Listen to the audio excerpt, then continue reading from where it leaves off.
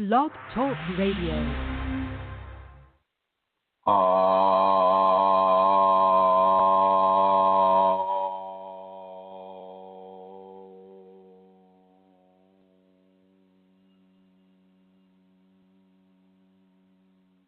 Hello, everyone. This is Chrism, and I'd like to welcome you to this program about your Kundalini awakening experiences.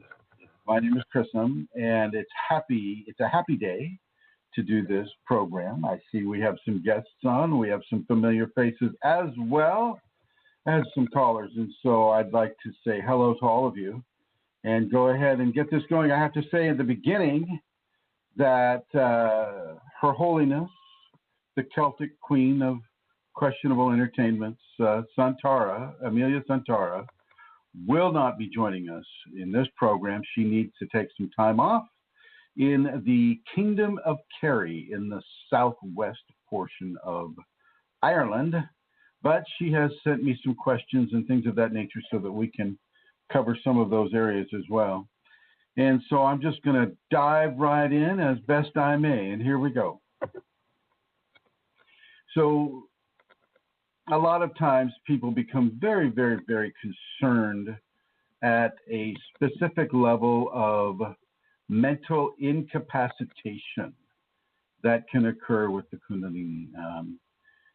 You won't be able to make a decision, or you won't be able to control some aspect of your normal life in some, in many different ways. You won't be able to do that because your brain stops working in the same way that it always has. It's very important to understand that nothing's wrong with your brain. Actually, within this context, more is going right for your brain than would be going wrong with it. And it's very important for people to understand this so they don't go into fear and they don't go to the psychologist. And the psychologist says, here, let me turn you into my chemical experiment and give you all these pharmaceuticals. And basically, there's no need for the pharmaceuticals. There's no need for the psychologist or the psychiatrist or the counselor or the whatever you want to call them. No need for that. What there is a need for is for you to trust in this process. Once again, we're coming back to that theme, that eternal theme of trust in the Kundalini. And as I talk about trust in the Kunalini, I'm going to ask the people in the chat room if the sound is coming through clearly. So Vicky or Michelle or Emma, if you would please let me know by typing sound is good or sound is bad. And that will give me some more confidence in continuing. Although I love talking to the air, it doesn't fit well with everyone. So okay, it looks like Emma says the sound is okay. Vicky says it's okay. Michelle says it's clear, and she's calling from Australia. So I'm thinking, yeah, we are hot, we are live, we are on it. All right, looks like we have some new callers coming in from the great state of Minnesota. And so here we are. So yeah, so as your brain will kind of tilt into this level of dysfunctionality, if that's a word. And this dysfunction can show itself in many different ways. You can have a total lack of interest in the opposite sex or your spouse or your partner. Almost to the point of just wanting to be by yourself all the time. This is normal. This does not mean that you don't love your spouse or your partner or your boyfriend, girlfriend, whatever. It just means that the Kundalini wants you to isolate for a little bit, and that's necessary sometimes. Just like Santara. Santara right now, she's isolating a little bit in the south of Ireland, in her swimsuit on the beach, drinking beer, or what do they call it? One of those mugs of ale, no. Well, drinking some, yeah, I'm just kidding anyway. She's not drinking anything like that. Anyway, so we need to have that isolation sometimes. And that means from family, friends, even work, if you can do it. Not everybody can do it, but certainly when you come back from work, you can just kind of go into an isolationist position for a little bit. Let people know beforehand so that they don't have their feelings hurt. And if you have small children, well, do your best. Do your best with that. The brain is starting to go through the transformation process. And so as the brain goes through the Kundalini transformation process, you start running into these areas of change. And because it's something that's unfamiliar with us, we label it as a problem or an issue or a mistake, or why is Shakti doing this to me, or what's wrong with me, and how come my life is going this way? I can't make a decision. I don't know where to live. I don't know where to work. I don't know who to love. I don't know what to choose. These types of things will come up into the mind, and you really need to just kick down and trust. Trust the Kundalini. Seriously, folks. Trust the Kundalini. It is literally the divine hand upon your shoulder, changing very slowly within divine context, changing very slowly, very gently your brain function, your brain processes, the level of consciousness that you have grown up with, that you have sharpened to that amazingly successful, beautiful, wonderful person that you all are, regardless of whether you think that about yourself. If you're here, you're listening to this program, there's a level of success that you've achieved, whether you think that or not. And so as the divine will gently begin to change things in the brain function and in the emotional function as well, because the heart and the head are actually intrinsically connected. There are neural cells in the heart. I mean, they've proven that they found brain cells that the heart produces. So the heart and the head are two brains of different nature. Okay, and so they are two brains that are actually one brain in two different positions on the body. So once again, we got the two that are one and the one that is two. And so these functions start to be changed within the individual, and it's not easy all the time. And it's not easy, especially when you're in resistance with it. You still got to pay your bills. So you still have to work in that mundane mindset. You still have to drive your car on whichever side of the road that your country drives the car on. You still got to, look out for other drivers. You still have to be nice and dependable. You still have to keep your promises and keep your contracts and do your work and do all these things. And at the same time that you're doing all of this, you've got to have a strong level of trust within the Kundalini all the time. And at first, yes, it is a bit discomforting. It changes your standards of comfort, and it changes the way you kind of begin to look at your life. You're kind of being invited to learn to think in a different way. You're being invited to learn to think in a different way. Once again, this is not a problem. This is actually progress. Now, some of you, will be falling into fear. And I have a few people on the various groups now that are falling into heavy, heavy, heavy levels of fear. One woman is heading off to the hospital. The fear and the anxiety just take control. And she, is kind of refusing to have any level of self-control. And so she's becoming the reaction rather than accepting the reality. You understand what I'm saying? She's becoming the reaction to her fear rather than understanding the reality that she has Kundalini and things are changing. And so that might be the cause of her egotistic fear. And so off to the hospital she goes, and they pump her full of mood stabilizers and things of that nature. And really, there's nothing wrong with her, but because things are different, the strangeness of the unknown, the fear of the unknown, is she's allowing that to take her over. And that's not a hard thing to do. I remember early on in my process too, you know, the weird things that would happen were just mind-boggling, and it could be really, really destabilizing. And I went into fear quite often. I would avoid certain things. Gosh, when you know, some of the phenomena is just really out of the world. Watching like giant reptiles try to feed off your energy, or having huge creatures walking through a forest that you're meditating in, and watching the trees be kind of tossed aside as things come towards you. It's, you know, it's enough to really kind of take you out of your meditation. putting it lightly. So I'm not suggesting that fearful events don't deserve the fear response. You know, most times they do, but not repeatedly. After a while, you got to kind of get used to these things, and you got to kind of say, hey, be nice to the trees.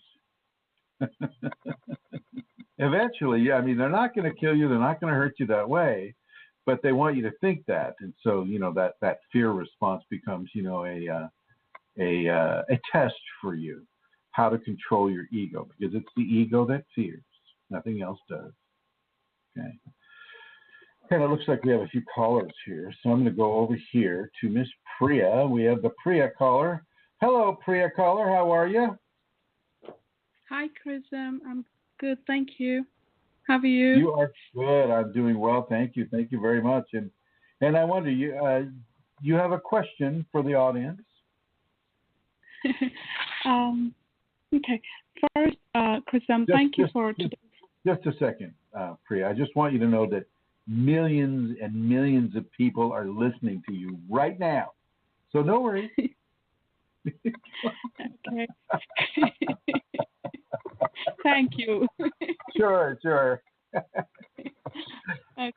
My question is, Chrism, what is detachment and how to get detached with the soul connections?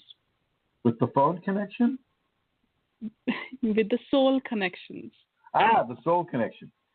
Detachment is a level of not caring. It's not having, for the most part, an emotional attachment to a situation or a thing. So if I'm not attached to an apple, well, that just means I don't really care to eat the apple or look at the apple or partake in any way, shape, or form of the apple. It doesn't mean that I dislike the apple. It's not that at all, because that's just another form of attachment. It's a neutrality about a certain subject or thing. So that's detachment, and that's the neutral balance that the Kundalini would want you to have. And then what was the second part of your question? How to get detached with the soul connection. With the soul. So you want to detach from the soul connection? I mean, yeah, Chrism, I do. What's the soul connected to?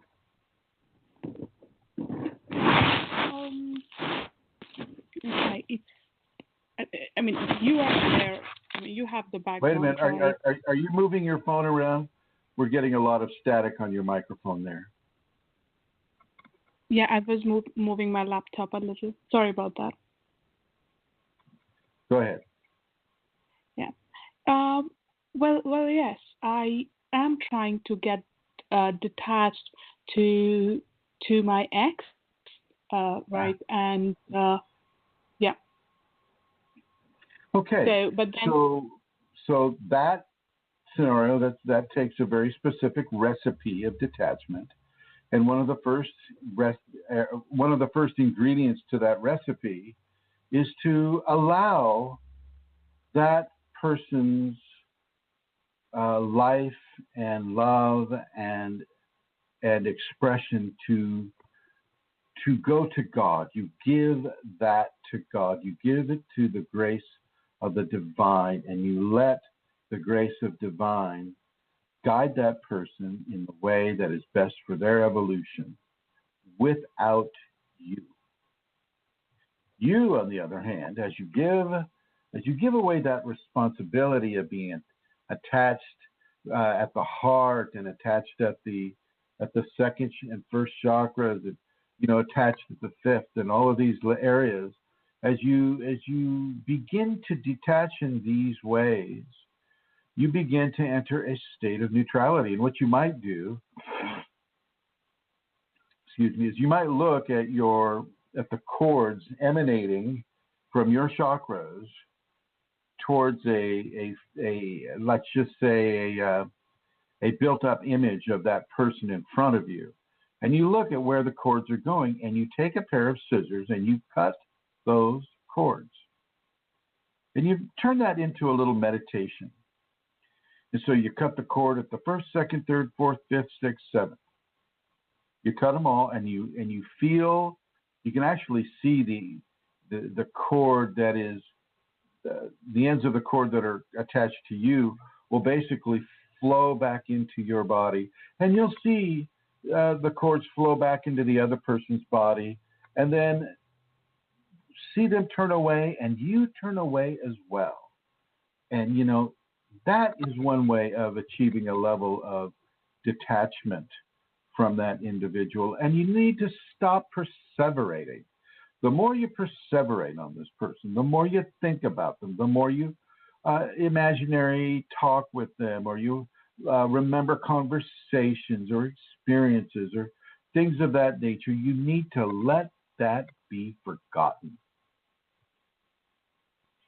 It's part of your life experience, and that's true, but you must take a conscious step towards actual focused forgetfulness with that. You understand? Yep. Have you been doing that? Well, I'm trying a lot, Chrism, to be honest, and I have come a long way. But what happens is I still see him a lot in the dreams.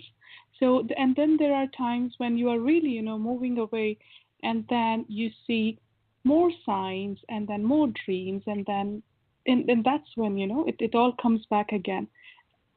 I think this is more of the egocentrism. When we were doing devotion at a time. And were you getting a lot of imagery of this person during the devotional periods?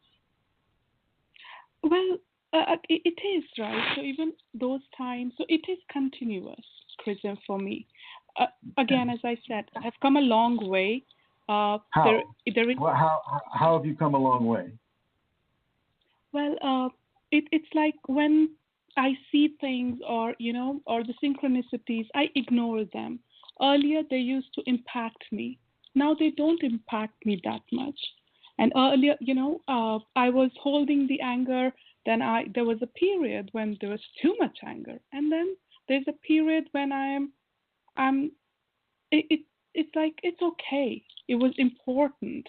So now I think it's more acceptance. I think you should go along with what you've been doing. It seems to be successful. It may not be going at the speed that you want it to go to, but you're achieving success with it. Thank you, Chrism. Well, you're welcome. The pain of detachment is what drives a person to really want to release the attachment to another person, especially a lover, in that way. And you really want to do what you're doing consciously. Change your thought process. Take control of your mind rather than reacting to what the ego places in your mind. I mean, it's very, very difficult at first. I've been through this, Priya. I know what this feels like. This is, early on in my process, I had to deal with this, just like you are. And the cutting of the cords, I thought, was very effective for me. Okay. Getting into the work that I was doing was also very effective for me. Doing selfless service for other people was very, very effective for me because it took me away from focusing on the egocentric mindset, which would always go back to that lover. Always go back to that lover. That's that whole primal thing that we're taking control of, trying to change.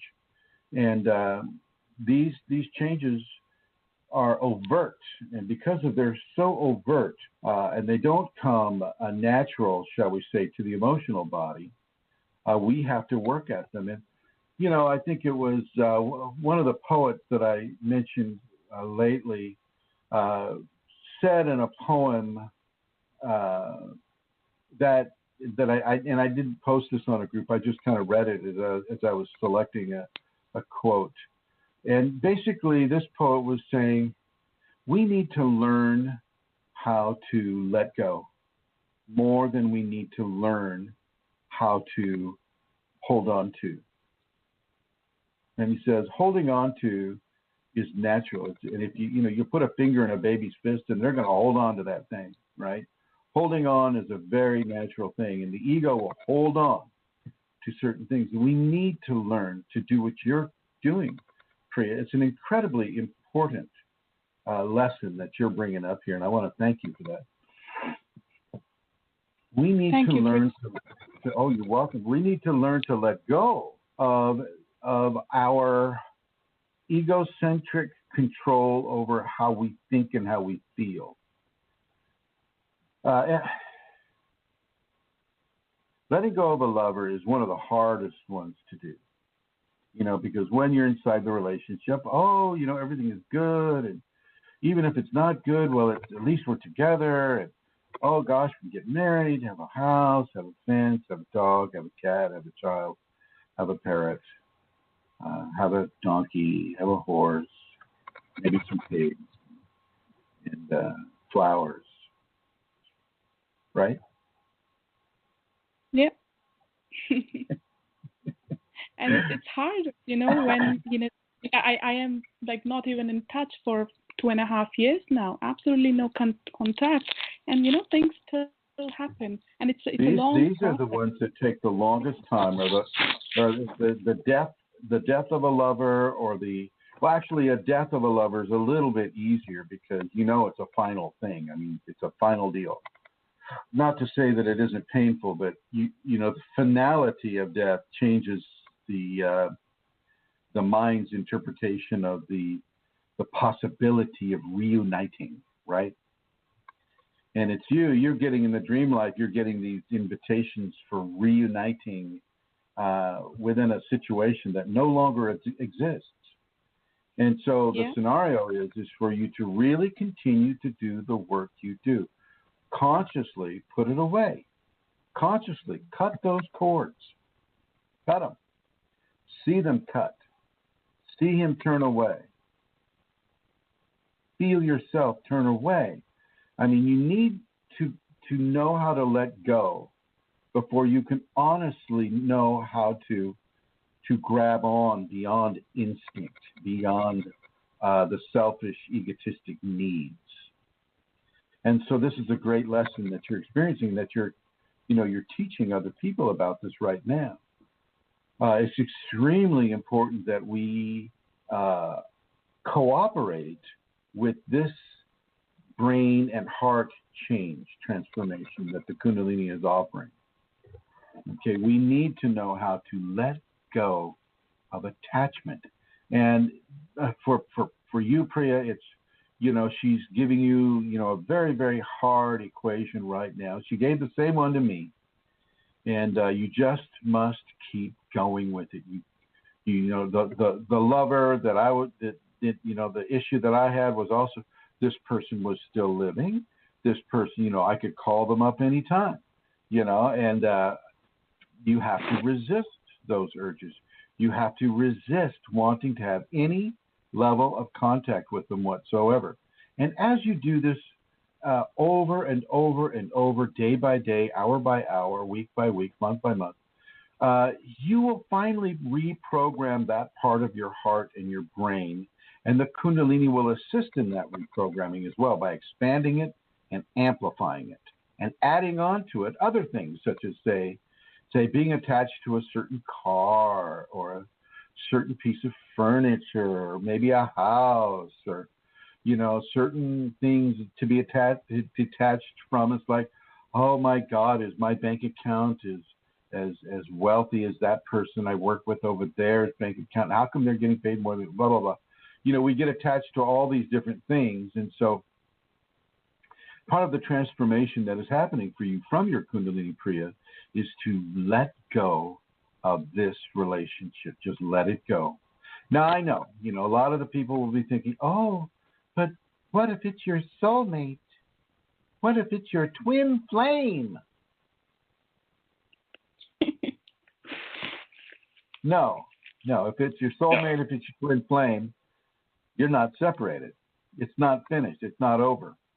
You're still, hanging out with each other. You're still next to each other. You're still doing all these things, and they have as much interest in you as you have in them, and there's a very strong, tight bond of universal awareness between the two people, which is so rare that it just irritates me, which is why you hear that little bit of a tease in my voice when I speak of soulmate, is because it's more of a wish fulfillment type of scenario than it is an actual reality. And so, there is no soul connection to this person, Priya. It's an ego connection that is being misinterpreted as a soul connection. Agree, Chrism. Of course. I think it's ego, and working on it has been the hardest thing that I have to go through. Oh my gosh, it is so hard. I mean, you're doing great. I mean, it took me 5 years to get where you are right now.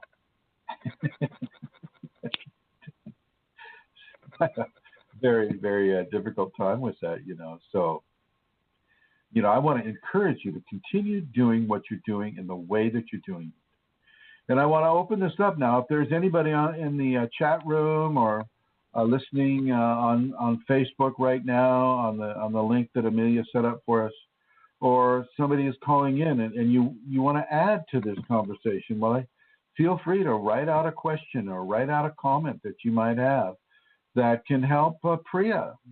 That can, if I'm not covering it in a way that you're covering it, well, then feel free to jump on in, because losing these attachments are extremely important to the Kundalini transformation. It's really essential that people begin to take control of how they think and how they feel within a relationship context.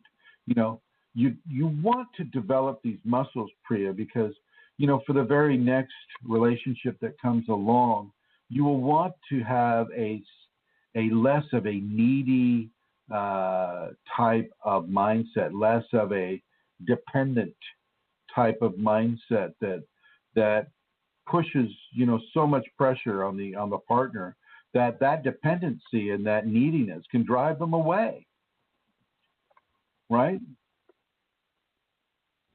And do you think that's what happened? Well, it's as of now, at least, that neediness has not sink in. Good. But you never know, right?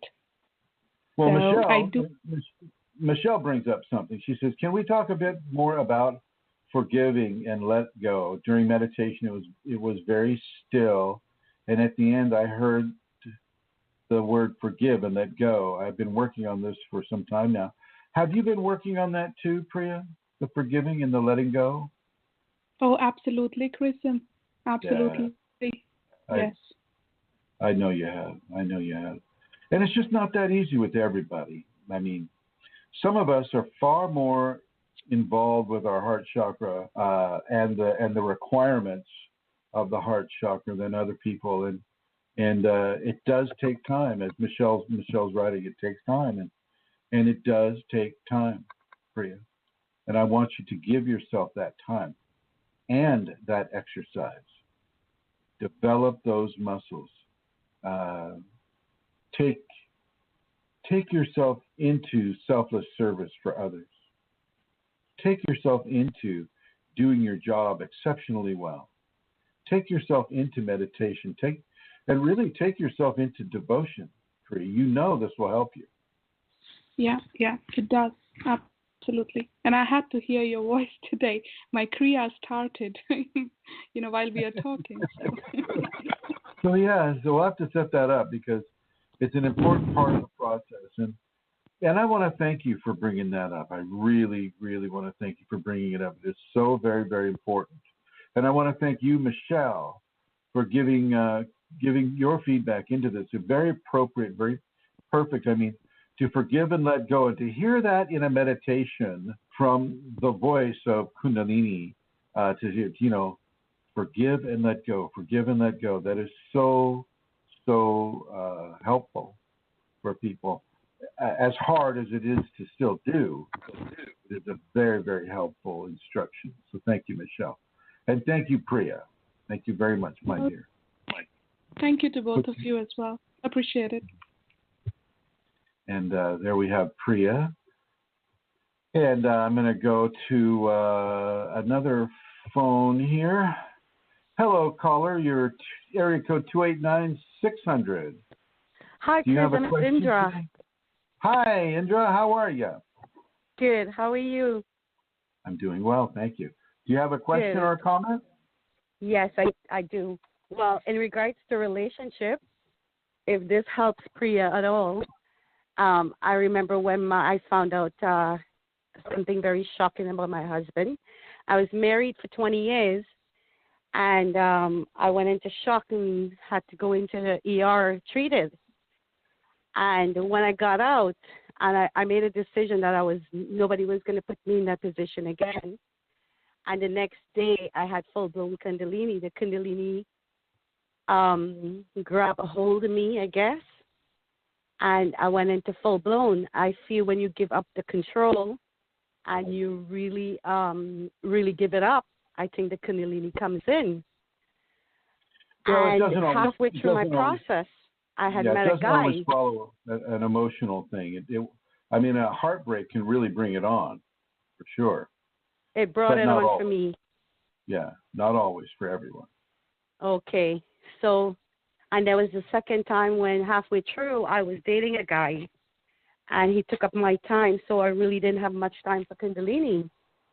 And I made a decision. I let him go, and that's when my heart chakra opened up. It's weird. I don't know if it's a coincidence.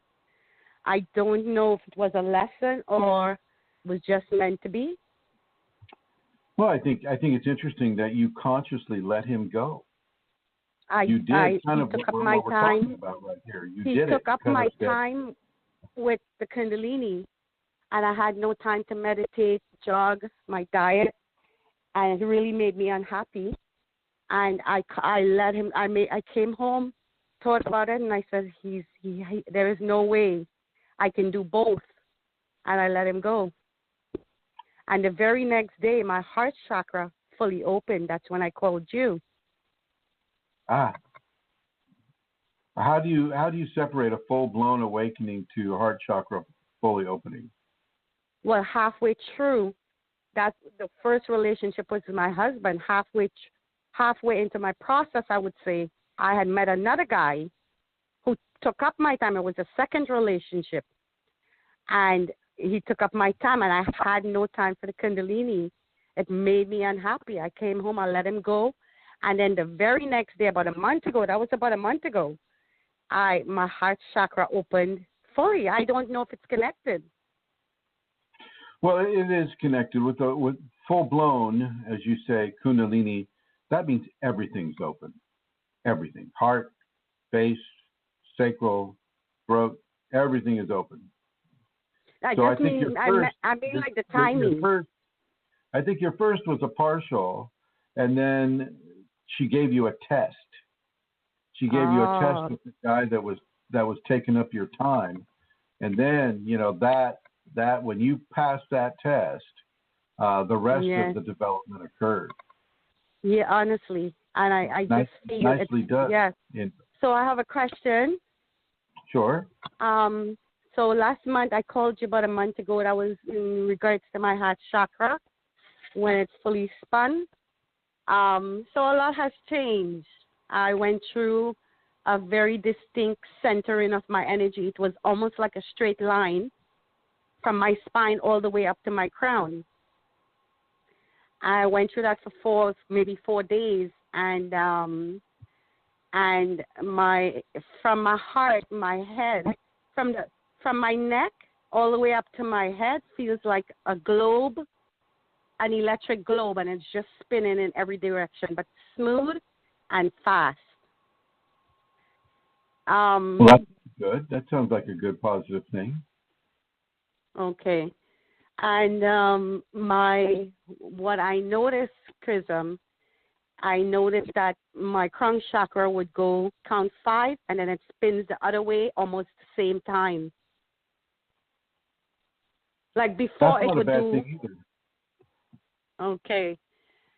And okay, so yeah, that's good. That's normal. That's very good. Okay, so my energy that towered me was like 100%. You know how full-blown Kundalini is? It towers you and it takes you over. Yeah.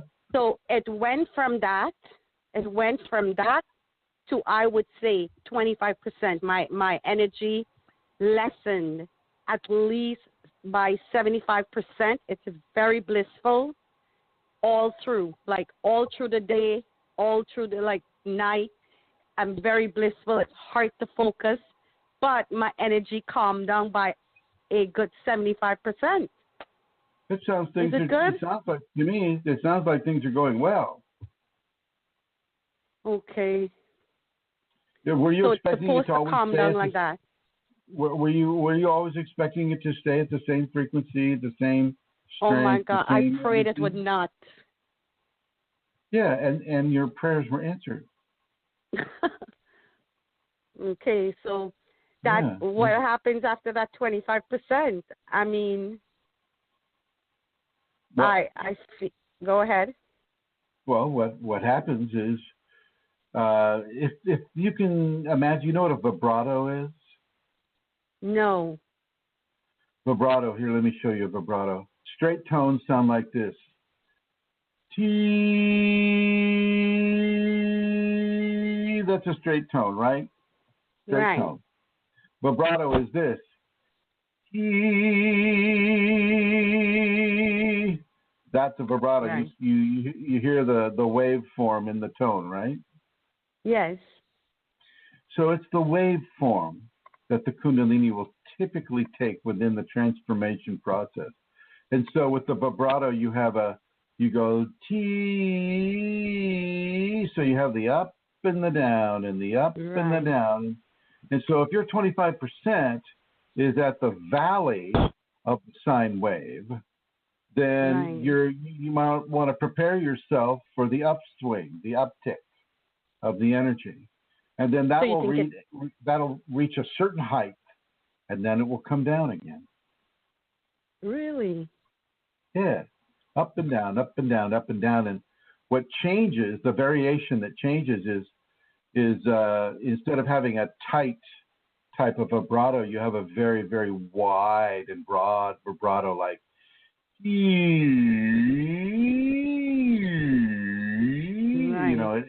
can become like that instead of very, tight vibrato like I showed you before. And so it's very interesting that you're having that, but it is also very common for Kundalini people to have this type of a manifestation. Wow. Because it's been constant for 3 years, right? It'll be that way for a while. 3 years. You might want to equate 3 years to being a 3-year-old child. Really? And what does a 3-year-old child have to look forward to as far as any kind of development that would occur upon their body? Yeah, a lot. A lot. Yes. And so that's where we are at 3 years old. So you're saying it could go right back to 100%? Oh yeah, it can really increase, and it can also really slow down.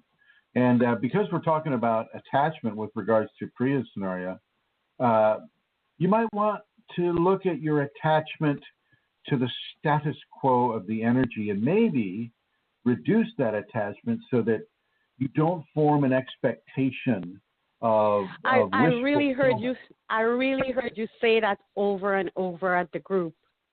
I've read how many you said it many times, and I have stayed conscious of that.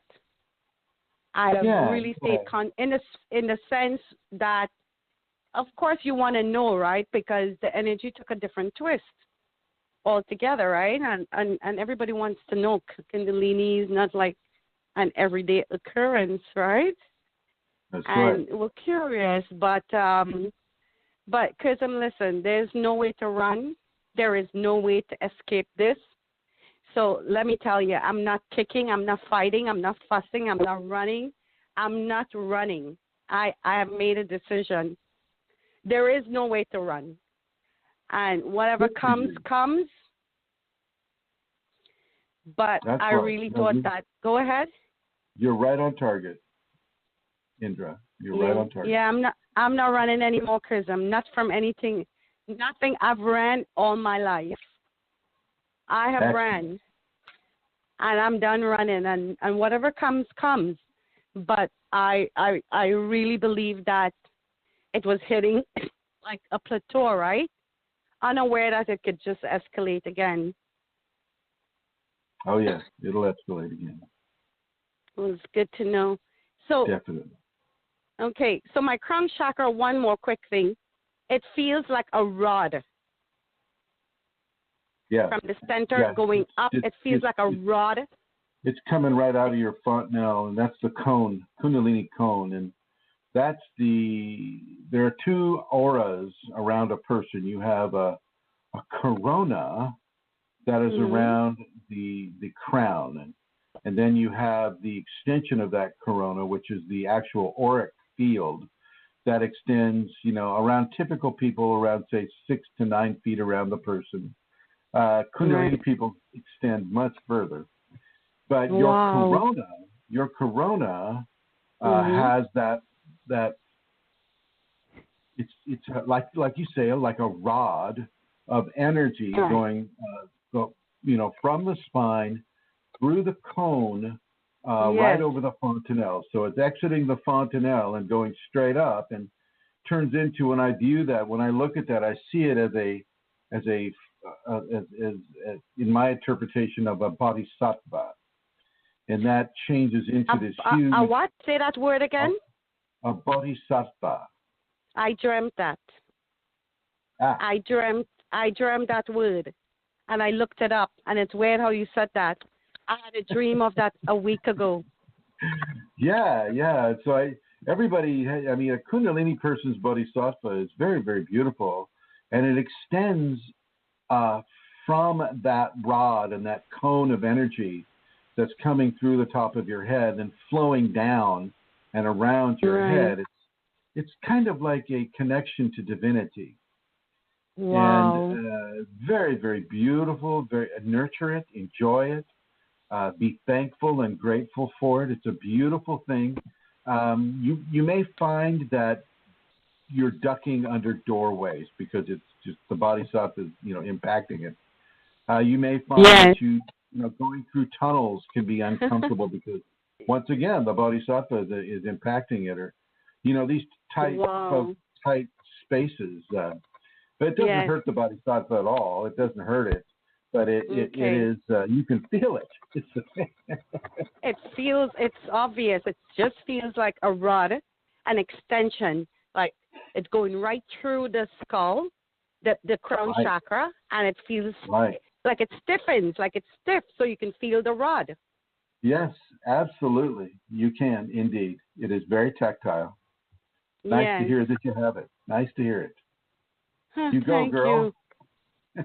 Pardon me? I said, you go, girl. You're doing great. That's because I'm not running. That's all I know. That's the thing I know for sure. Because I've been off work since June till the next school year. I'll go back to work in September in the new school year. And I've had time. My son's on vacation, so I'm meditating. I'm like cut off from society, which I needed. I needed Yeah. that. And, I go back to work in September, and I want to make the most of this time. Sounds like you're doing that. Yes. Keep it Well, up. listen, thank you. And, it's always a pleasure. And Indeed. I have to tell you, I love you from the bottom of my heart. If you don't know it, now I'm telling you, I love you from the bottom of my heart. You have guided me well. And I followed all your instructions, and I remember how many times you said, work on the attachment, don't get attached to the process. I've heard you've said that so many times, and it stayed with me. And even if I'm struggling, I'm conscious, I can't get attached to the process. Well, you're doing really well. The Bodhisattva is a very particular development, so keep going. You're doing very well, and make sure that you walk in this grace of gratitude to the Kundalini, for truly it's the Kundalini that has been guiding you, my dear. Well, Kundalini put people to speak English too, so that we can, That's true. That's true. Yes, she does indeed. That's someone that speaks our language. That's right. That's right. Yeah. Thank you. Listen, thank you. Okay.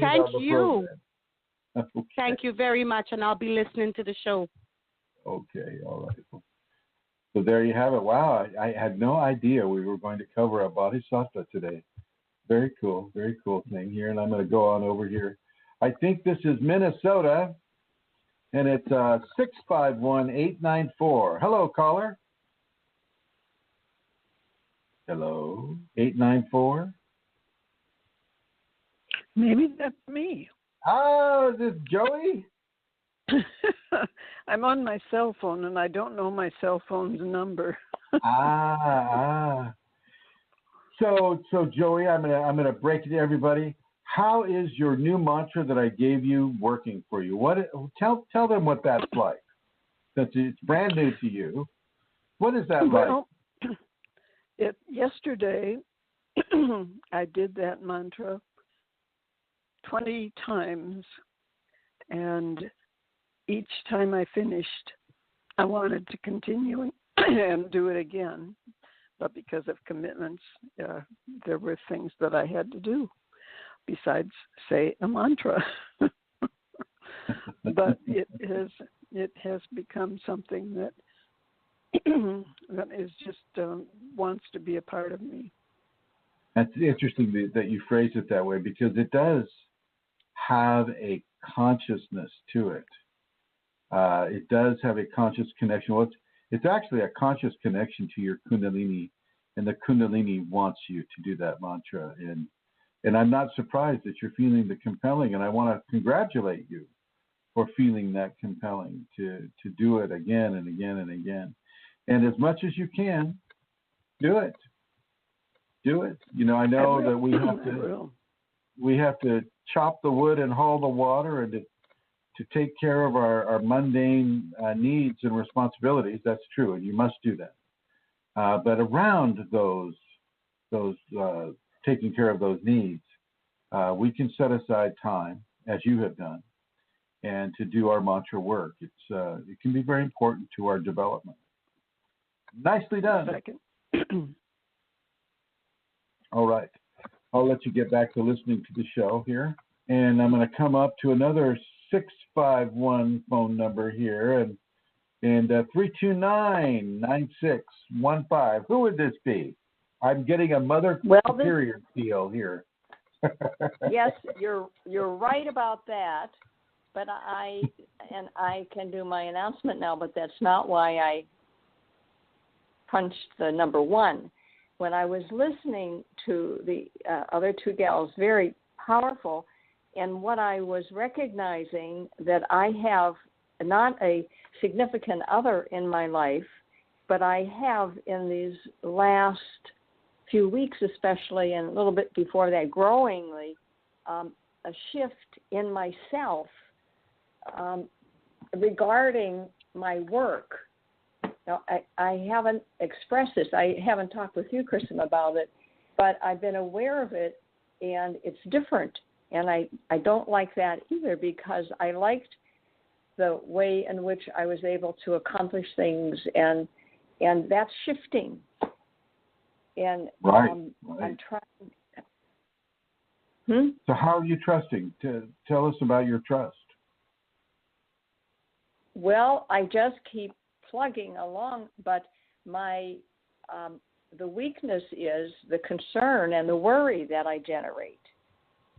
That's where I know that there's a lack of trust, and I talk to myself now and then when I see and I hear something or I know something, and I will start to worry, and I'll just say no. I've been able at times to not worry about something, or to just trust and let it be, so that there's a lot more to let go of than before. And yet the underlying skill, I think, that I've used probably all my life was working hard and it being effective.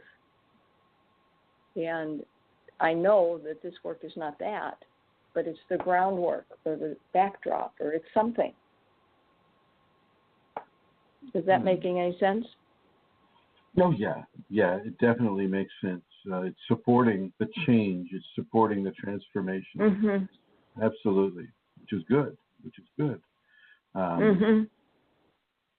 So I would just say continue to trust and continue to have faith. It's one of the things that I didn't get to in the opening monologue was how, the people are so nervous about the transformation because you're not being able to think the way you used to think, and you're not feeling the way you used to feel, which is more along the lines of your case, Rosemary.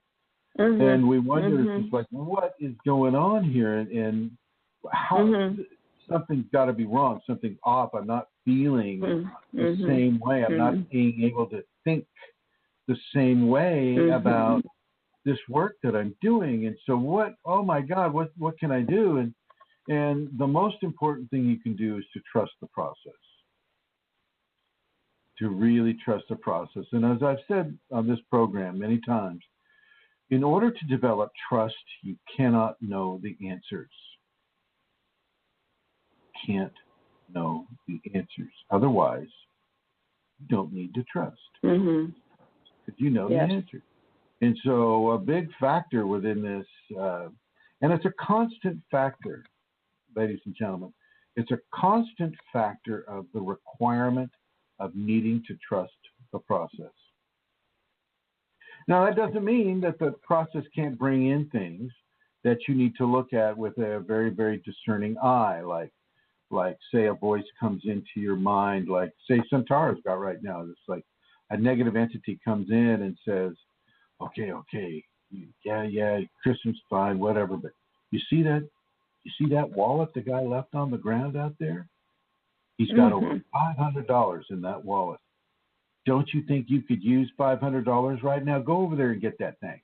Come on, Emma. Come on, Michelle. Come on, Tim. Come on, Vicki. Go on over and get that wallet. That's right. Just think what you can do with $500. This literally occurs. I'm not making this up. This stuff occurs. And so you don't want to trust that instruction that the Kundalini has allowed to come into your consciousness, except that you do. You want to trust that she knows that you have enough discernment to know not to follow that erroneous advice. In other words, you want to do the opposite. You want to go get that wallet and give it to the guy and say, hey, here's your wallet. You left it on the bench.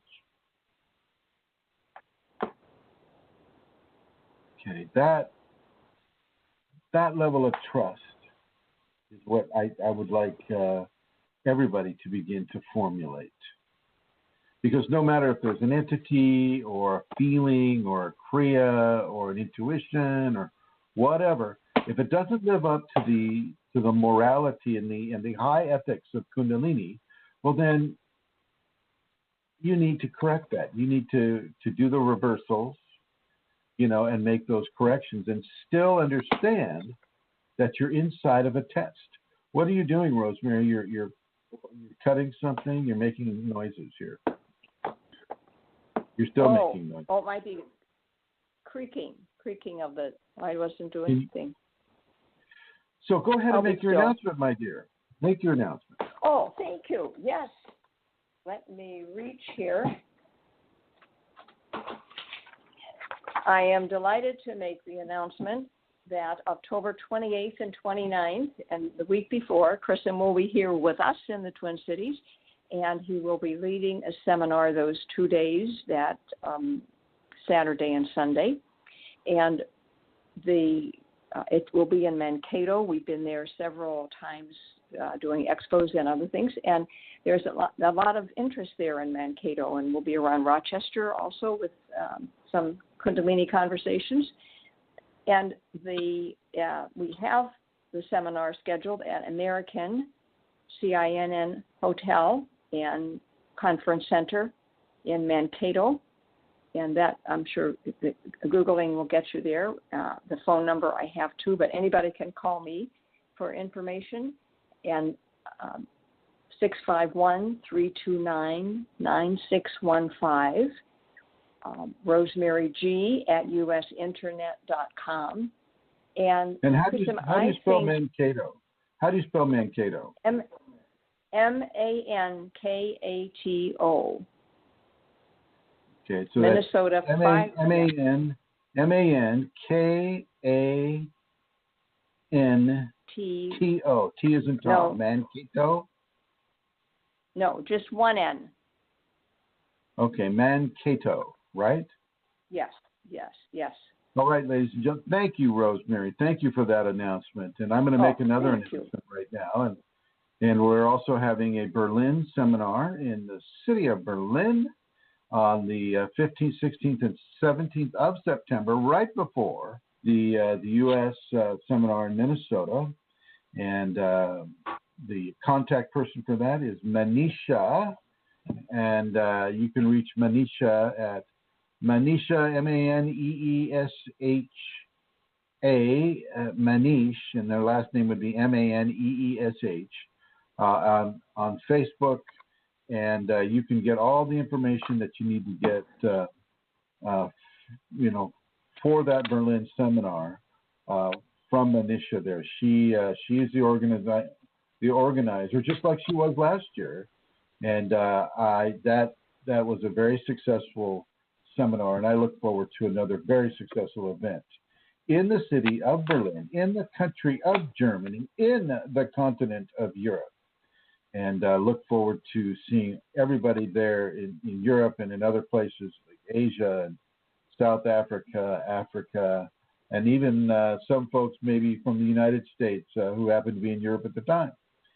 So with those announcements being made, we'll come back here and continue on with our program. Now, let's see. I think it's time for me to bring in some questions here, and Centaura was kind enough to give me some questions that I could read from here. I got to get on over to Skype here. Just a second. And here she goes. And here we go. Okay. So the first question is Rosemary, you're still on, right? I don't know. Can you hear me? Yes, I can hear you. So just as long as I can be heard, it's a little different if I'm like on Skype and on BlogTalk at the same time. I don't want, sometimes programs will, contradict each other. So you can hear me clearly, right? Yeah, I can, and I think you need to just press the 1 again to put me back in. Oh no, I don't want to put you back in. If you can hold still, you gonna hold still? Oh, sure. I'll be still. Okay. All right. Let's see. Are Kundalini and sacred fluid retention related? And yes, they're related.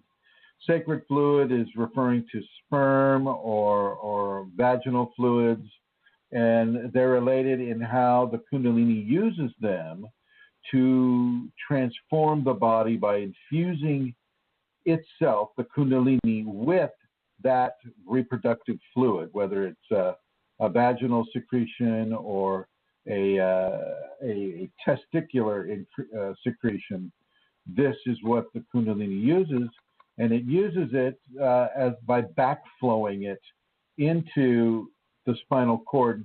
And a lot of the MDs are going to be, well, we haven't discovered an orifice that leads from these areas into the spinal cord. Well, you know what? Just because we haven't discovered it doesn't mean it's not there, my friends. And I know they're going to say, well, show us where the orifice is that does. And Kundalini doesn't really need an orifice. I mean, bones are porous. Bones themselves offer a multitude of orifice for this type of an energized plasma to come through and straight into the spinal cord. So this is how it is related, and that is how it gets there. And so we have another one, and it's part 2 from the same person. In the above context, meaning the sacred fluid retention, is it true that those who have complete mastery on their sexual instincts can conserve, transmute, and direct this energy continuously towards the crown, ivy? See, that's a conscious, egotistic-driven type of scenario. And, the whole conscious, egotistic type of control over the Kundalini is really not what I would call mastery. It's not hard, really, to get mastery over your sexual organs, through the sexual function. It's not hard to do that. And then if you're following some of these teachers that, that want you to do the cool draw if you're a male. Oh, and is that you, Rosemary? Here, I'm going to get you into the blue here.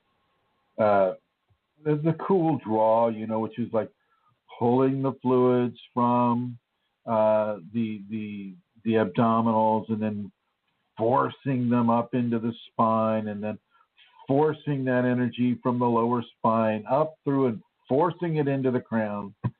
This to me is not masterful at all. This to me is egotism, using some knowledge to try to force the gates of heaven or storm the gates of heaven. And this can be very, very deleterious to people. You need to form a relationship with your Kundalini, not try to let your ego take control and force these issues. That will not help you. That will not help you. That can actually hurt you. And so I do not see that as masterful, even though I know other people do. So no, it is not true that those who have complete mastery of their sexual instincts can conserve, transmute, and direct this energy continuously towards the crown. This is, first of all, it's not mastery, it's an egotistic. And second of all, when the ego does it, it's not really Kundalini. It's more of a chi direction than anything else. So we'll move on to the next question here. And the question says, I'm an epileptic and I went off my meds but had bad seizures. Hit my head 3 nights ago, have black eyes. I'm petrified what I should and shouldn't do. Anxiety is overwhelming at the moment. What can I do? Go back on your epileptic meds is what I would do. Go back on your anti-seizures and continue your meditation and continue changing your life to suit the Kundalini. Changing your level of fear response, I think, would be very helpful as well. And that's what's causing the anxiety. Fear and anxiety go hand in hand. And so don't let that fear or that anxiety overwhelm you. You have information. You have information that you have Kundalini. Let that information form a basis of power and control over your anxiety and fear. And don't have any caffeine, whatever you do. No caffeine for you. And so there we have it. Now, if anybody in the chat room has a question or another person listening to the program has a question, feel free to, if you're calling in, put that little question mark up there and I'll be able to see that. And if you're in the chat room, go ahead and write it out and I'll be happy to read it on the air. I'm going back to more questions here. And then let's see, coming into The next question says, I read online that Kundalini lies dormant at the base of the spine, and it is, quote, waiting to be awakened, unquote. Is it true that Kundalini is waiting? Is it a passive energy depending on the person to wake it up from its dormancy? No, it is not true that the Kundalini is a passive energy. When people say that it's waiting, that's just a way of explaining why it isn't coming forth immediately. You might say that it's like is a fruit waiting to be ripened? Is the pear on the pear tree waiting to get ripe? Is it waiting there? Is it checking its watch, its Timex watch every now and again and go, oh, it's not time yet? No, it's not. And so it's kind of a silly question. I mean, we're using it in the context that evolution is happening to a person, and just like it is with the pear. And as the pear evolves within its ripening context, so is the person evolving within their Kundalini context. And once that area begins to be activated from the Kundalini, the person will also feel it as a level of instruction that is given to them to begin the process of activating it, whether they consciously know it or not. The ego doesn't know these things most of the time, but the rest of the body does. So all of a sudden, they might just kind of go, well, gosh, I think I should be doing yoga. Wow, that looks really, really interesting. Yeah, I think I'll be doing some yoga. And so boom, boom, the person starts doing yoga, and they start getting into the yoga, and they hear some Sanskrit words, and the Sanskrit words may begin to develop a severe interest in it. It's like, oh, wow, maybe I should be saying, Om Namah Shivaya, Om Namah Shivaya, Om Namah. And they do that, and then they're doing that with their yoga, and then their body begins to breathe in a certain way, and it's not in the person's control. They're doing Vastrika, really heavy breathing through the nostrils. Then they start doing alternate nostril breathing, and then boom, Kundalini comes up. And that's a simplified version. I'm oversimplifying it, but it is not incorrect. And so we'll move on to the next question here. And the question is, I've been struggling lately, especially with the current political climate. I have been told that this is no time to be spiritual, and that I must get involved and fight for what's right. There is never a time that is not a good time to be spiritual. Spirituality is the whole reason we're even here. It's not to fight for political correctness. That falls into the realm of the mundane. We're talking here within the divine context. And divinity is what has allowed us to be here. Divinity has designed and given us these bodies, given us the DNA, given us the RNA, given us all the building blocks of the body, given us an ego consciousness, allowed us to make the agreement that when we go into this physical creation that they've created for us, that we have to undergo a level of forgetfulness, so that we have to rediscover with each life, we rediscover the spiritual benefits of spirituality. And the physical benefits of spirituality, when you come into Kundalini, there's a physical and spiritual benefit of the spirituality and the movement towards divine grace and the evolution towards divine humanity. And yeah, that's what it's really all about. I hate to say it, it's not about people fighting each other over politics. Let's see. And then the next question is,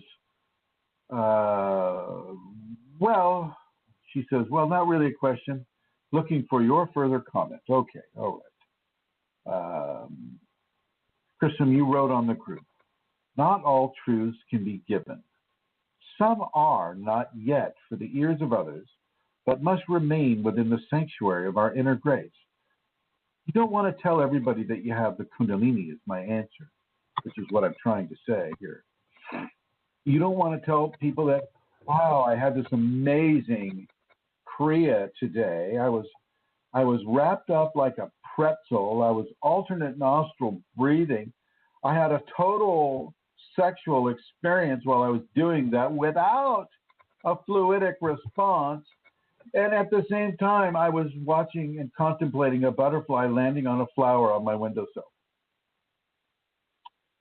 They're not going to understand. They'll probably be okay with the butterfly part, but being wrapped up like a pretzel and having a sexual experience and all of these things, they're not going to understand that. It's just going to scare them. It's going to frighten them. And so you need to keep that to yourself.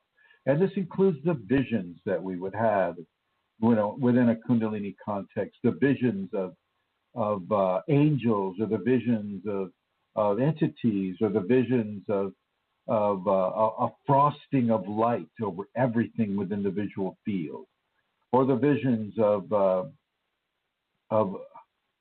bright lights floating across your visual field, hearing voices, hearing sounds, feeling things that other people can't feel or see or touch or taste. Smelling incense where it's not being burned. Smelling lilacs where there are no flowers. Okay, being able to hear crickets where there are no crickets. These types of things, you don't, in the West here, I don't know how it is in other places, but I think it's pretty much all over. We want to share our fantastic experiences with other people.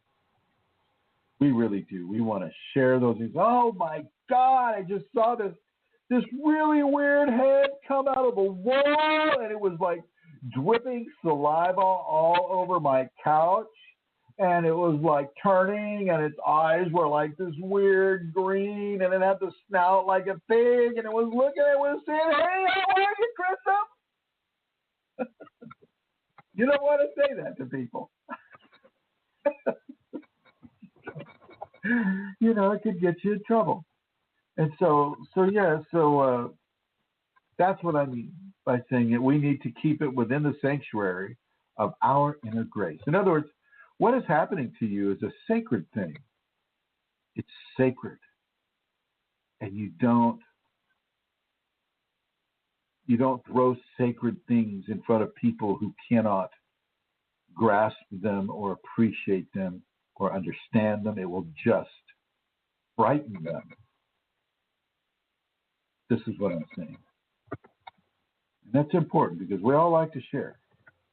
We all enjoy sharing.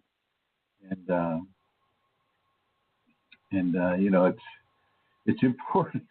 This is why, I have these groups. One of the reasons why I have these groups is so that people can share without, having an ambulance called on them and a straitjacket forced upon them.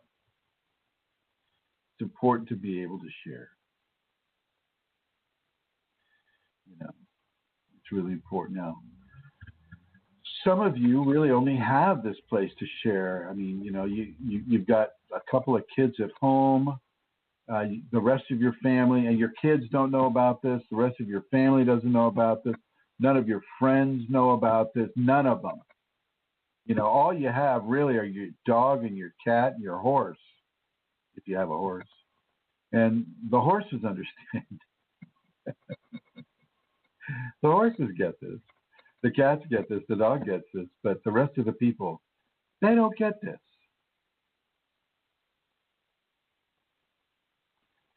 So you've got to keep your blessings in this way to yourself. It's the safest thing to do for you, and it's the safest thing to do for them as well. It's not for people that don't know what we're talking about. Now, there are some searchers, people that are combing through the web, and a lot of the people that are combing through the web, they're combing through for they're looking for superpowers. Captain America, Superman, Batman, Wonder Woman. And I just saw the Wonder Woman movie, and I suggest it to all Kundalini people because there's a lot of relevancy to Kundalini that they didn't know they wrote into that. But anyway, people are looking for those superpowers. They want to be able to, jump over tall buildings and fly as fast as a speeding bullet, I think is how it went. And no, this is not the right way, but it begins to introduce them to Kundalini.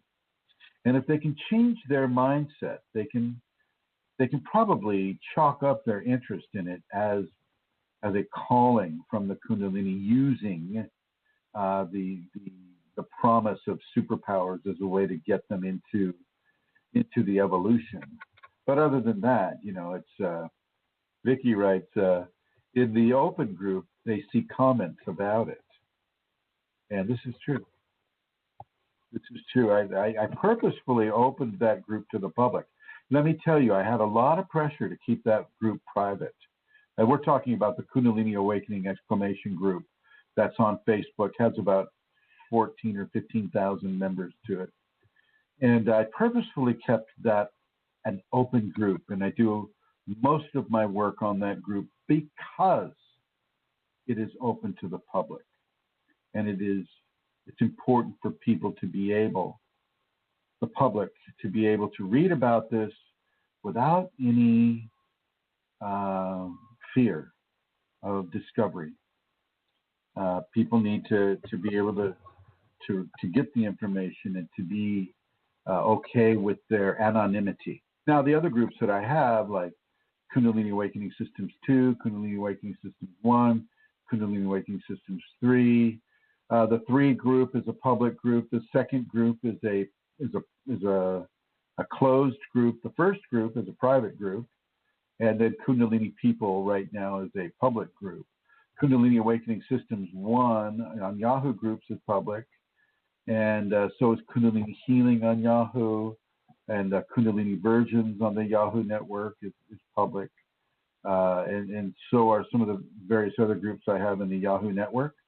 And then, of course, we have Kundalini Awakening exclamation point on the Google Plus network.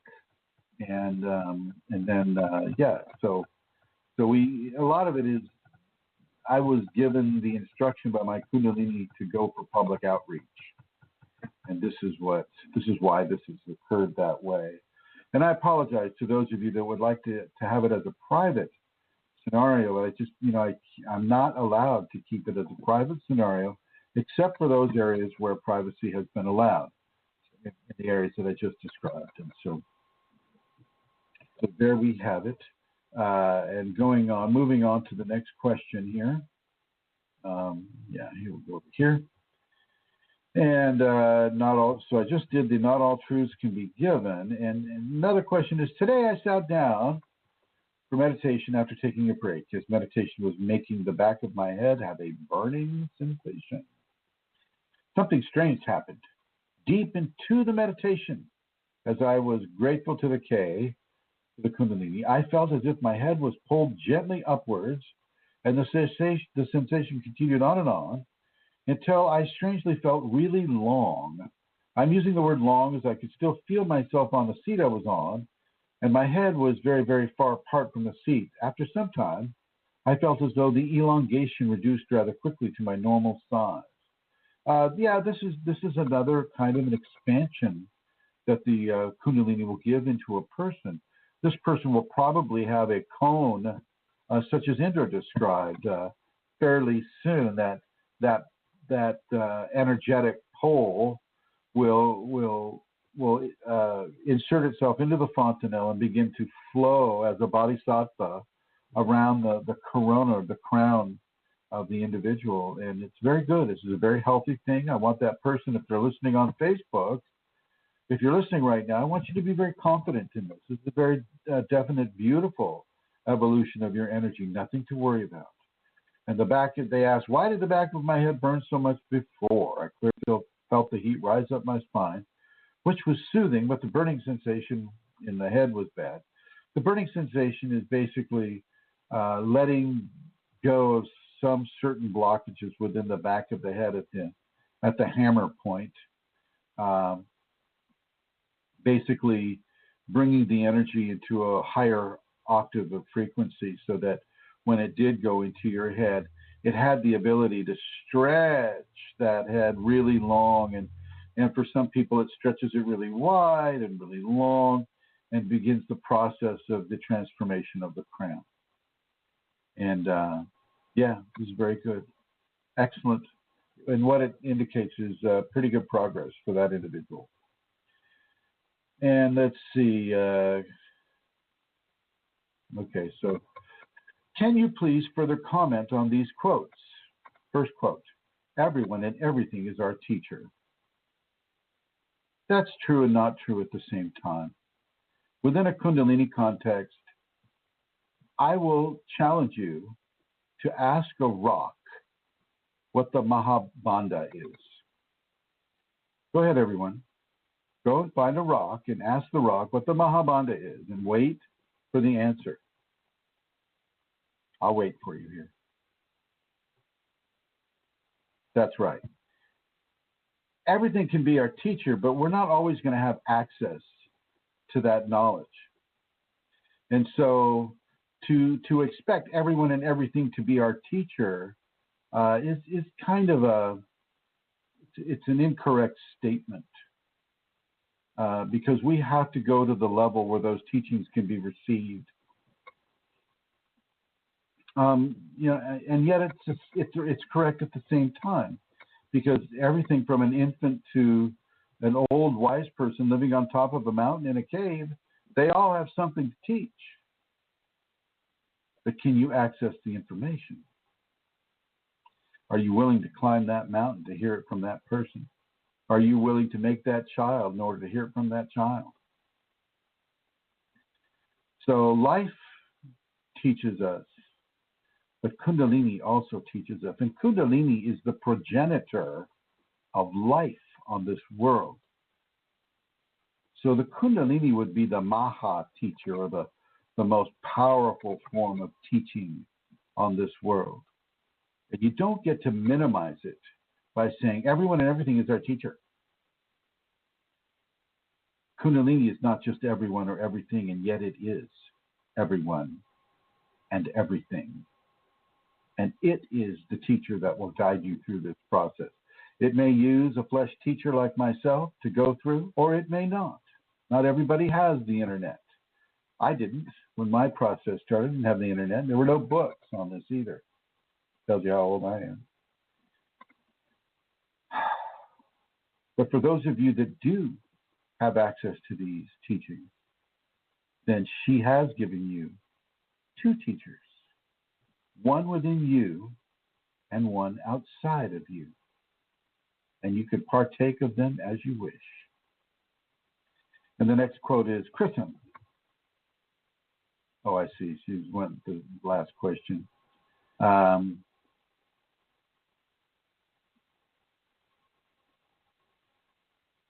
Next question. This is all related. Question. Question.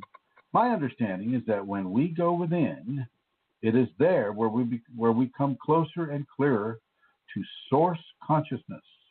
And by letting go of attachments and desires is how we go beyond the needs of the ego. Help me out here. When we go within, it depends on what they're considering source consciousness to be. I would say Kundalini would be actual source consciousness. Letting go of attachments and desires is a great way to go beyond the ego. I don't disagree with that. But going within is going to Kundalini in the context that I'm speaking of. And by letting go of attachments and desires is how we allow ourselves to go deeper within. And I don't think they need any help. I think they're, if they can elude Kundalini to source consciousness, then they'll be just fine. Next question. Hi, Chrism. Could you give an example of acknowledging and then releasing a divergent need, please? Just trying to get my head around it and understanding it fully. It's kind of the same thing as as it's using different words for letting go of attachments and desires. These would be considered divergent needs. Divergent, like diverting our attention away from what we're trying to do. So making a hockey or a soccer game more important than meditation. That would be letting go of the need to watch that competition and go into our meditation. That's what I'm talking about with regards to that question. Divergent distraction is another way. And moving onward, let's see. It's very weird for me to be not doing this on a Wednesday. Oh, that's and let's see. So there we have it. Now, if anybody else has a question, Emma, Michelle, Vicky, or anybody else that's calling in, make sure that you feel free to, if you're calling in, put a question mark next to your name so that I can see that you have a question. And of course, those in the chat room, feel free to write about it. I'm going to go a little further into this this feeling of not feeling right about how things are going. The ego is going to rebel against the transformation. The ego is going to rebel against it, and it's going to transmit a feeling of displeasure into your being. And as it transmits this displeasure into your being, you're going to feel that something's not right. And yet it is right. Don't try to push your way or force your way through the level of transformation that is fogging up your brain right now. Don't try to do that. It is not what you want to do. That's a form of resistance and insistence. You're insisting that the Kundalini does what you want it to do. And what I'm going to suggest is that you don't insist in this way. You allow it to occur. You notice that she's not taking you away to take care of your mundane things. You can still pay your bills. You can still go shopping, buy your food. You can drive your car.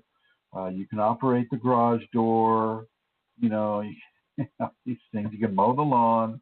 You can work in the garden. You can do all these things. But as far as projecting into the future things that you want to do, maybe she's not allowing you to do that because maybe she wants you to do this work with more intensity and less distraction. Think about that, ladies and gentlemen. Think about that.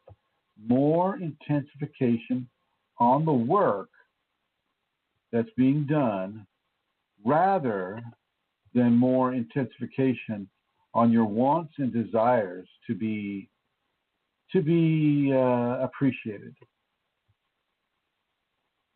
Michelle Ranger is writing. She says, I have some tightness and pain in my heart chakra and solar chakra area during meditation today. Is that a blockage? Not necessarily. Actually, Michelle, as you go into your meditation and let's see, it was in your heart chakra, solar plexus. So that tells me that your diaphragm is starting to tighten up. Can you write to me and let me know if you feel that it was the diaphragm?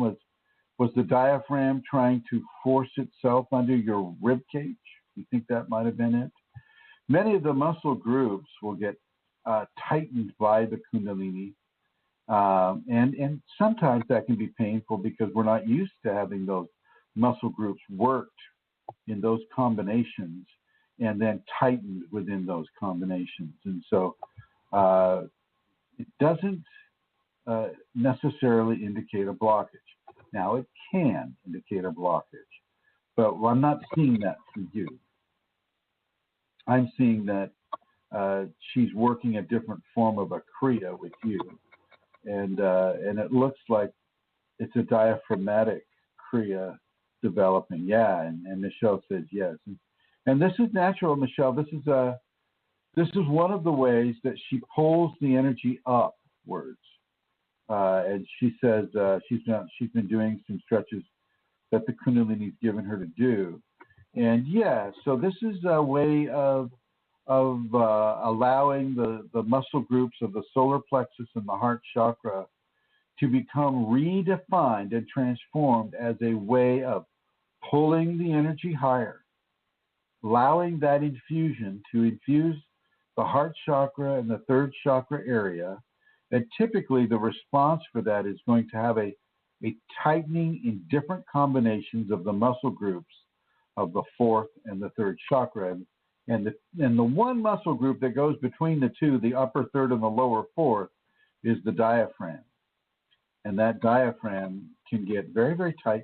And you can feel it kind of like wanting to go under the rib cage, wanting to push itself kind of up under the rib cage. And this is actually a diaphragmatic kriya, and it is part of the Mahabandha kriya complex. And so with the Mahabandha, you have the sphincter, you have the eyes, you have the fingers, you have the chin, and you have the diaphragmatic kriya. And that when all these 5 things happen together, you have the Mahabandha, which is the master lock, or the greatest lock.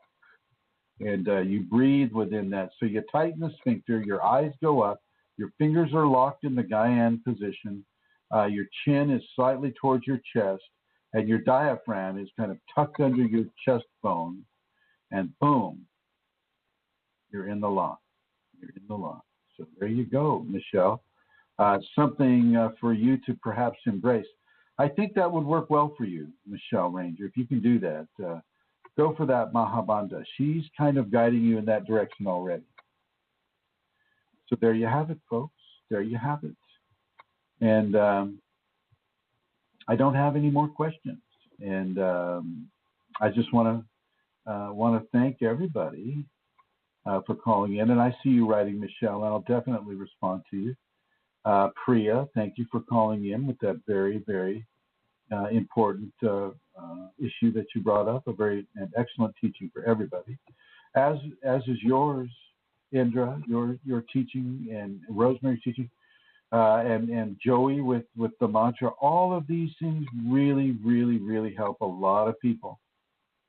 And I want to thank each and every one of you who have been listening and who have been asking questions and allowing the Kundalini and myself to respond. I want to thank everyone for coming to this program today. I know it's kind of a little different because Santara's not here, and so we all miss her. And I don't think she'll be here for the next couple shows either, so just brace yourself.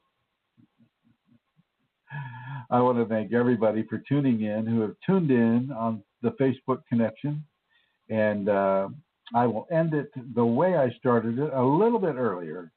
And Vicki is writing. She says, I would like to set up a time for a mantra, but finding privacy around here. Okay. I have off tomorrow. Well, let's give it a call. Let's do that, Vicki. I think that would be a good thing for you to do. One of the things, though, the first things you're going to have to start looking into is devotion. So kind of run that through yourself and start looking at devotion as a possibility for yourself. And everybody, thank you for calling in. Vicki, go ahead and contact me in private, and we'll talk about this. You can contact me on the Facebook there. And thank you, everyone, for listening. And here we go.